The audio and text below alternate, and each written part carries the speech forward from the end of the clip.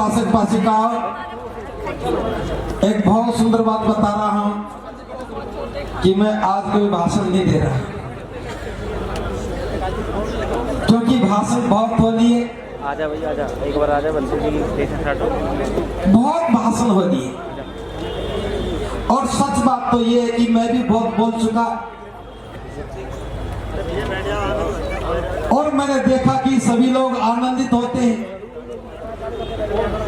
और आनंद की खास बात यह है, समझ में कुछ नहीं आता। जिस बात में आनंद आ जाए तो समझ में कुछ नहीं आया। और मैं एक बात उदाहरण के साथ समझा देता हूं। आप याद करो, पिछली किसी शादी में गए हो और बहुत स्वादिष्ट खाना खाया हो, क्या उस खाने का स्वाद आज भी याद है? खाया तो जरूर तारीफ की होगी, लेकिन आज भूल गए। आज सोमवार का दिन है, पिछले सोमवार का आपने क्या खाया याद है? नहीं है। इस शनिवार को क्या खाया भूल गए। आजकल व्हाट्सएप फेसबुक का जमाना है, एक दिन में 50,000 पोस्टें पढ़ते हैं, याद कुछ नहीं रहता है। और मैं समझ गया कि बोलना याद नहीं रहता है, बस करते हैं वो याद रहता है। तो बस करने की बात कर रहा हूं। ये बात बड़ी कचोट रही है कि हम जितने से जितने समझदार होते चले गए, उतने उतने काम नासमझी के करते चले गए। बटन मत दबाना। हमने जितनी जितनी बाबा साहब की मूर्तियां लगाई, बाबा साहब के विचार से उतना उतना दूर चले गए। हमने जितनी जितनी बाबा साहब की जयंतियां मनाई, उससे ज्यादा मिशन को भूल गए। और आगरा तो खास तौर से बाबा साहब की जयंती भी इंटरटेनमेंट के लिए मनाता है। अब बाबा साहब की जयंती में नृत्य की बुलाओगे, मिशन कहां से ठहर जाएगा? आगरा वाले कहेंगे कि भंते जी तो हमारी बुराई कर रहे हैं। बात आगरा की नहीं है, आपका आगरा नहीं, आगरा मेरा भी है। जब मैं आगरा में तो आगरा मेरा भी। बस फर्क इतना है कि मैं 12 साल से हूं, आप हो सकता है कि 120 साल से। थोड़े दिन के बाद मेरी भी 120 साल हो जाए। लेकिन मैं जो बात कहता हूं, बुद्धालंकार जी ने अपने वक्तव्य में कही। 68 वर्ष के बाद मैं इस बात को दोहरा रहा हूं। इसी आगरा में लाल किला प्रांगण में बाबा साहब ने जो कहा था, कुछ किलोमीटर की दूरी है लेकिन आगरा वही है। जो बाबा साहब ने कहा वो हमें करना चाहिए था, लेकिन हम सिर्फ उत्सव मनाने लग गए। इसी बाबा साहब ने, इसी आगरा में बाबा साहब ने कहा कि मैंने अपने जीवन के तमाम प्रयासों के बाद इस समाज की सुरक्षा के लिए एक सुंदर तंबू का तैयार किया था। मैं उस तंबू का अकेला बंबू हूं। मेरा स्वास्थ्य गिरता जा रहा है। मुझे सोच करके लगता है कि जिस दिन मैं दुनिया से चला जाऊंगा तो इस तंबू का क्या होगा। मैं उस एक नौजवान को नहीं ढूंढ पा रहा हूं जो इस तंबू का बंबू बन सके। अगर ऐसा नौजवान मिल जाए तो मैं चैन से मर सकूं। ये बाबा साहब के आखिरी शब्द थे। और उसके बाद बस इतना ही कहा था, आपने मेरी बात को बड़े ध्यान से सुना है, आपका आभार। और आभार व्यक्त करके बाबा साहब चले गए।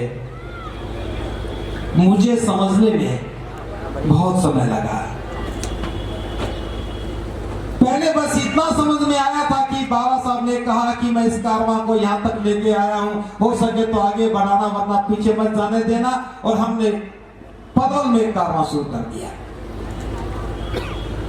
फिर पता लगा कि बाबा साहब ने ये भी कहा था कि मुझे मेरे समाज के पढ़े लिखे लोगों ने धोखा दिया, मेरे प्रयासों से पेटू कलर पैदा हो गया जो अपना पेट तो भरता है लेकिन समाज को भूल गया है। और ये बात जब बाबा साहब कह रहे थे तो उनकी आंखों से आंसू गिरे। मैंने उन आंखों के आंसुओं को गिरते हुए नहीं देखा, लेकिन आज हर रोज देखता हूं कि आंसू गिर रहे हैं और हम बाबा साहब की जयंती पर नृत्य किया नचा करके आनंदित हो रहे हैं। बाबा साहब की जयंती समस्याओं के समाधान के लिए मननी चाहिए थी और हम बाबा साहब की जयंतियों में अपना सम्मान ढूंढने लगे।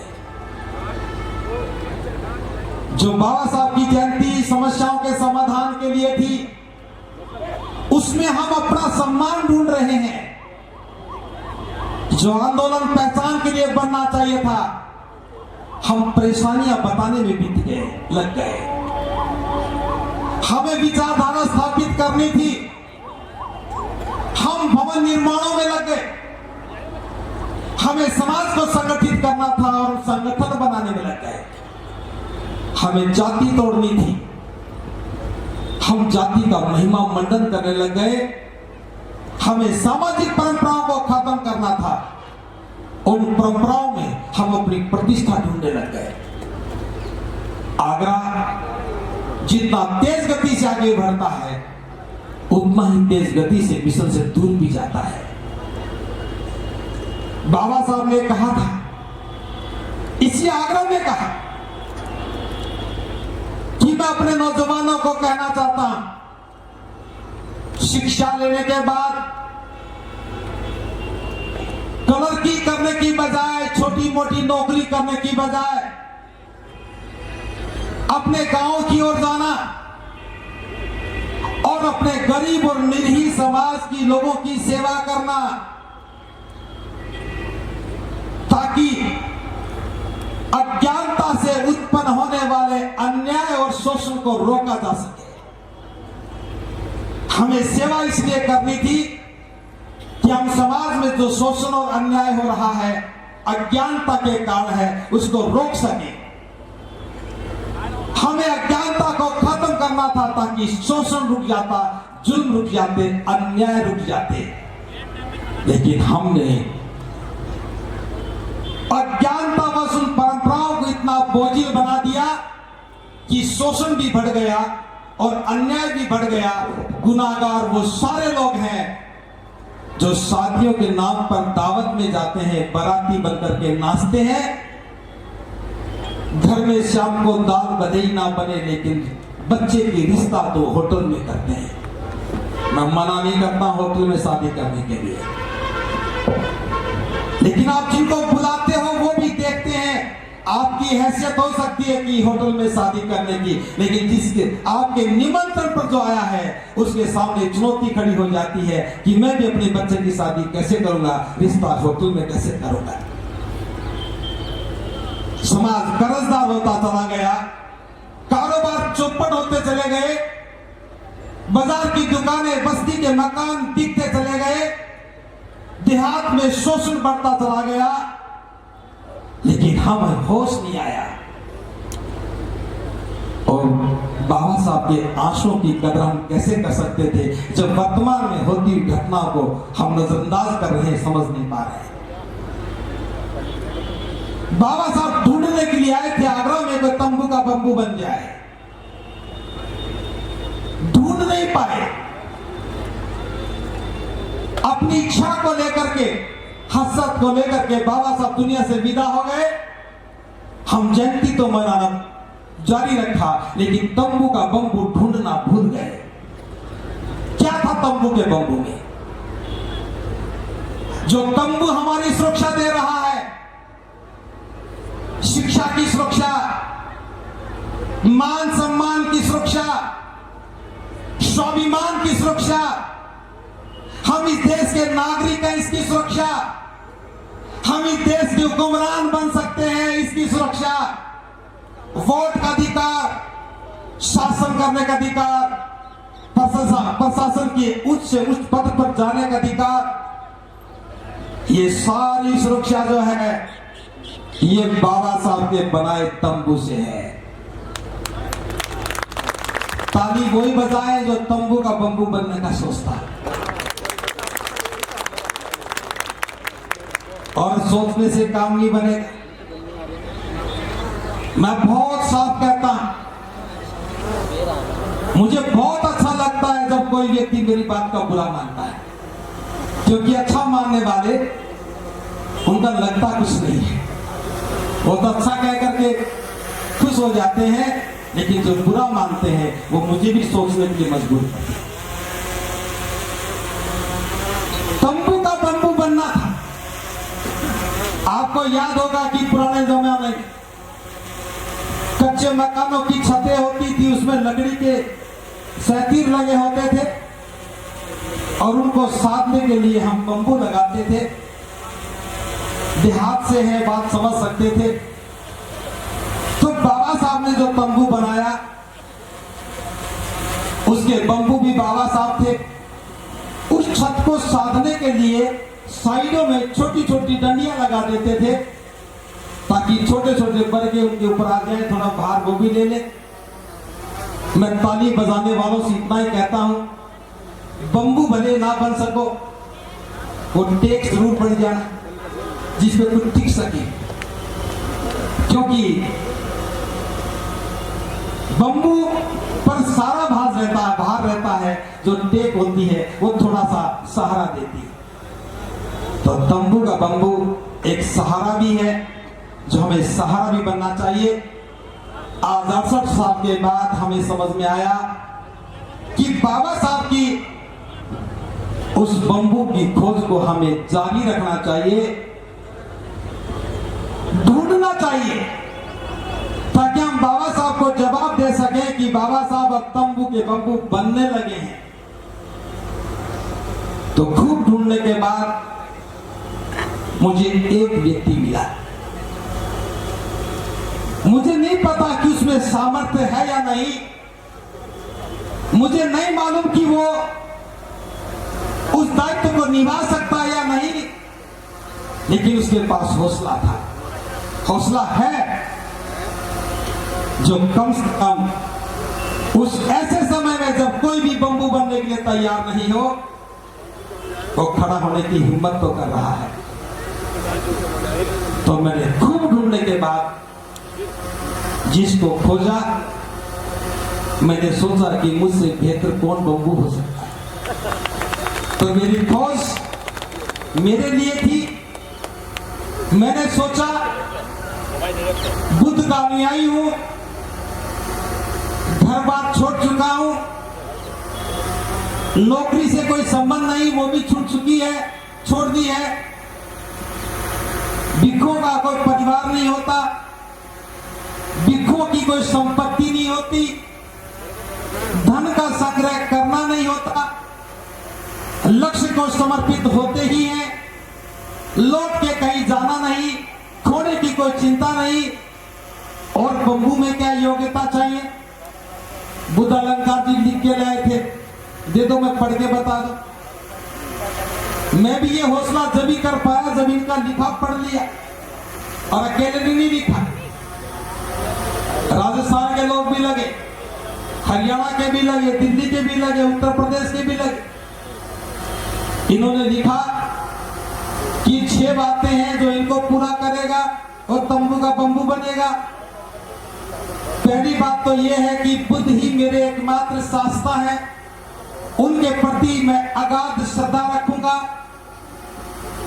मैं विश्वास दिलाता हूं कि जब से मैं बुद्ध का अनुयायी बना हूं, बुद्ध ही मेरे शास्त्र है, इसके अलावा मेरे कोई और शास्त्र नहीं है।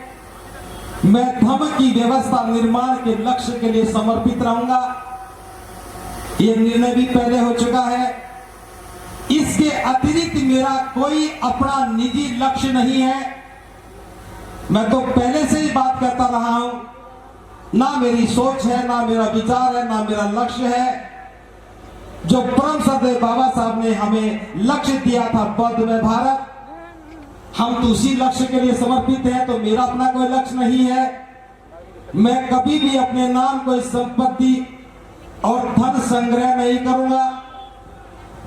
मेरे पास कोई संपत्ति नहीं है। एक कार है, उस पर भी बैंक का कर्ज है, 9 किस्तें बकाया है, वो भी चुका दूंगा। और धमभूमि वाले सामान लेना उस कार को भी। इसके अलावा कोई मेरे पास संपत्ति नहीं।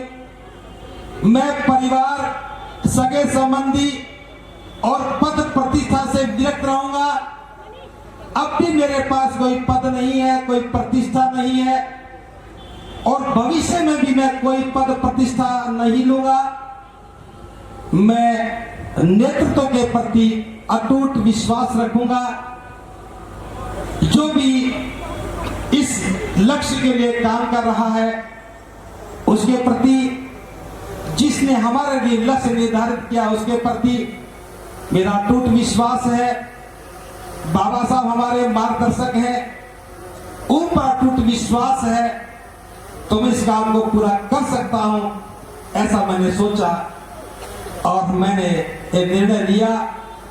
बस एक बात आपसे और चाहता हूं, इस काम को करने के लिए मुझे किसी भी सहारे की आवश्यकता नहीं है। बस एक बात चाहता हूं कि शादी का निमंत्रण और दावत का आमंत्रण मत दिया करो, क्योंकि जब शादी में बुलाते हो और दावत खिलाते हो तो ना तो हम भिक्षु रहते हैं और ना भिक्षु का स्वभाव रहता है। हो सकता है कि मेरी इस बात से भिक्षु संघ को थोड़ा बुरा लगे, लेकिन मैं भी चाहता हूं अगर भिक्षु संघ मेरी बात का अनुमोदन करे, कोई कंडीशन नहीं है। विवाह शादी संस्कार भिक्षुओं से नहीं करवाना चाहिए, तथागत का आदेश है। भिक्षुओं को धर्म के लिए बुलाओ, देशना के लिए बुलाओ। भिक्षु का काम प्रचारक का होना चाहिए। तो मैं अपने आप को आह्वान करता हूं कि मैं किसी की शादी में दावत खाने में नहीं आ सकूंगा। मुझसे उम्मीद भी मत करना और मेरे से ही नहीं, धम्मभूमि के किसी भी भिक्षु को मत बुलाना, क्योंकि सारे के सारे संकल्पित हैं। तो ये शुरुआत है। 68 वर्ष के बाद बाबा साहब जिसे ढूंढ रहे थे, उस ढूंढ में कम से कम ये कह सकते हैं कि हम भले पूरे तंबू का भार ना उठा सके, लेकिन उस तंबू में जो धम्म है, उस धम्म का भार तो उठाने का हम सामर्थ्य रखते हैं और हमें होना ही चाहिए। मैं कामना करता हूं कि मैं इस संकल्प को पूरा कर सकूं, लेकिन साथ में ये भी चाहता हूं, ये कोई मेरे अकेले का काम नहीं है। बाबा साहब का बनाया तंबू बहुत विशाल है और बाबा साहब ही थे तो तंबू बन सकते थे। हजारों बंबुओं की आवश्यकता है। हजारों बंबुओं के लिए भी इन्होंने ये मापदंड तय किए। ये दूसरे मापदंड हैं जो ग्रस्त हैं, जिनके परिवार हैं, उनके लिए इन्होंने 5 मापदंड तय किए हैं। पहला मापदंड है कि मैं बुद्ध धम्म और संघ की शरण ग्रहण करता हूं। जो भी बाबा साहब के तंबू का बंबू बनेगा, उसे बुद्ध धम्म और संघ की शरण ग्रहण करनी होगी। दूसरा, मैं सच्चा और अच्छा बौद्ध बनूंगा। ऐसा नहीं कि बौद्ध तो बन गए, जाति को बना के रखो, परंपराओं को तोड़ो नहीं, मरने के बाद अस्थियां लेकर के कहीं जाने लगो। और आगरा में तो खासतौर से ऐसा होता है, उठावनी में भिक्षु बुलाते हैं और अस्थियां लेकर के फिर कहीं गंगा में जाते हैं। दोहरा आचरण नहीं, सच्चा अच्छा बौद्ध बनना है। तीसरा है कि मैं धम्म की व्यवस्था निर्माण के लक्ष्य के लिए आजीवन समर्पित रहूंगा। व्यवस्था निर्माण के लिए समर्पण होना चाहिए। चौथा है कि मैं अपनी आय का 20वां भाग यानी कि 5% धार्मिक व्यवस्था निर्माण के लिए नियमित रूप से दान करूंगा। ये बात भी बाबा साहब ने आगरा में ही कही थी, 18 मार्च को भी कही और 14 अक्टूबर को 56 में भी कही। मैं नेतृत्व के प्रति अटूट विश्वास रखूंगा। जो भी इस आंदोलन का नेतृत्व कर रहा है उसके प्रति विश्वास भी होना चाहिए। ये 5 ग्रस्त लोगों के लिए है और ये पांचों की पांचों बातें बाबा साहब की 18 मार्च के भाषण में से ली गई है। इसमें कुछ भी उनका अपना नहीं है। तो आज इन दोनों बातों पर यहां जितने भी उपासक उपासिकाएं बैठी हैं, मैं सिर्फ इतना कहना चाहता हूं, ये धम्म कारवां उत्सव नहीं है, ये धम्म कारवां परंपरा नहीं है, ये धम्म कारवां आयोजन नहीं है। ये बाबा साहब के द्वारा जो लक्ष्य निर्धारित किए थे उनको प्राप्त करने का एक माध्यम है, उस विचार को समझने का एक माध्यम है, उस विचार को जन जन तक पहुंचाने का माध्यम है। क्योंकि पूरे देश की भागीदारी इस धम्म कारवां के रूप में आगरा में होती है और इस बार मैं बहुत ही प्रसन्नता के साथ ये बात कह रहा हूं, पहली बार आगरा के हजारों नौजवानों को मैं इस कारवां में भागीदार के रूप में देख रहा हूं। पहली बार आगरा का नौजवान अपनी पूरी भागीदारी के साथ आया है। जो लोग पहले से सक्रिय थे, काम कर रहे थे, वो आज भी कर रहे हैं। सब लोगों ने मिलकर के इतना बड़ा आयोजन सफल किया। इस बार मैंने कोई काम नहीं किया। इस बार मैं सबसे आराम से रहा हूं। आगरा की किसी बस्ती में मैं मीटिंग के लिए नहीं गया। मैंने किसी को आमंत्रण भी नहीं दिया। मेरे साथ मेरे 4 सिपाही, 3 भिक्षु, 1 भिक्षुणी, जो आगरा में डटे हुए थे, बस वही दिन रात काम कर रहे थे। उनकी वजह से आप लोगों तक बात पहुंची, तो मैं उनका भी बहुत बहुत साधुवाद ज्ञापित करता हूं कि उनके अथक प्रयासों से और जो आगरा का विशेष रूप से जो नौजवान बाहर निकल के आया है और जो बुद्धिजीवी साथ खड़ा हुआ है, इस कारवां को इतना आसान बना दिया कि हम बिना तनाव के इस काम को कर पा रहे हैं। खासतौर से व्यापार मंडल के लोग, जूता मंडी समिति के लोग, जो पूरा परिसर साफ सुथरा करके कई सौ लोगों के रहने की व्यवस्था कर रहे हैं। खतरना के लोग, जगदीशपुरा के लोग, क्यासपुरा के लोग, इंदिरा कॉलोनी के लोग और खास तौर से धनौली के लोग, नरीपुरा के लोग, इन सब ने मिलकर के हजारों लोगों के सोने की, रहने की व्यवस्था की। और मुझे इस बात बड़ा सुकून मिला कि बिना ज्यादा प्रयास किए आगरा ने इस सारी जिम्मेदारी को अपने कंधे पर लिया। और आप जो खाना देख रहे हैं, जो बना है, दाल और चावल को छोड़ करके, दाल और चावल अलीगढ़ की ओर से है, बाकी सारा का सारा खाने का प्रबंध आगरा की ओर से है। कुछ लोगों ने पैसा ला करके दिया है, वो टेंट के लिए है। कुछ पैसा बचा होगा तो वो जो प्रचार सामग्री के लिए है। बस मुझे इतना पता है, ये कारवां ना तो कभी शुरू होता है और ना कभी रुकता है, बस ये चलता रहता है और चलने का नाम ही कारवां है। इसीलिए हम चलते रहते हैं। आपका सहयोग बना रहे, बस इतनी कामना करता हूं। अगली बार इससे ज्यादा आना है। एक बात जो मुझे और कहनी थी, ये कारवां का आगाज अब आगरा तक सीमित नहीं रहना है। बाबा साहब जो तंबू का बंबू ढूंढ रहे थे, उस तंबू के बंबू की अगली कड़ी है कि अच्छा बौद्ध बनना चाहिए। इसलिए हमने देश के तमाम बौद्धों को इकट्ठा करने की योजना बनाई और 16 जून के दिन राजस्थान प्रदेश की राजधानी जयपुर में हम सब मिलकर के बौद्ध समाज के निर्माण की घोषणा करेंगे। अभी तक तो जातियों के समाज बने हैं, सभी अपनी अपनी जाति को समाज मान रहे हैं, बौद्ध भी बन गए, जाति भी बचाए हुए हैं। 16 जून 2024 बाबा साहब के अनुयायियों के लिए आखिरी दिन है। उसके बाद उनके जीवन में जाति का नाम नहीं होगा। वो जब भी कहेंगे बौद्ध समाज कहेंगे, और हम ये घोषणा करेंगे 16 जून को भारत में जैसा बाबा साहब चाहते थे वैसा बौद्ध समाज बनेगा। और जयपुर में, आगरा जयपुर के लोगों के द्वारा, पूरे देश के बौद्ध प्रतिनिधियों के द्वारा, इस विशाल गरिमामय भिक्षु संघ के द्वारा उसकी घोषणा की जाएगी।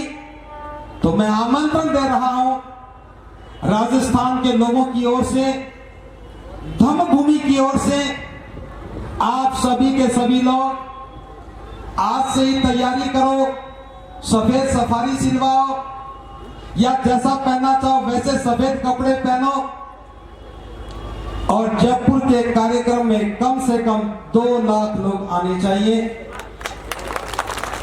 मैं कोशिश तो 5 लाख कहने की कर रहा था, फिर कभी ऐसा लगा कि गर्मी बहुत ज्यादा है और लोग बहानेबाज भी बहुत हैं।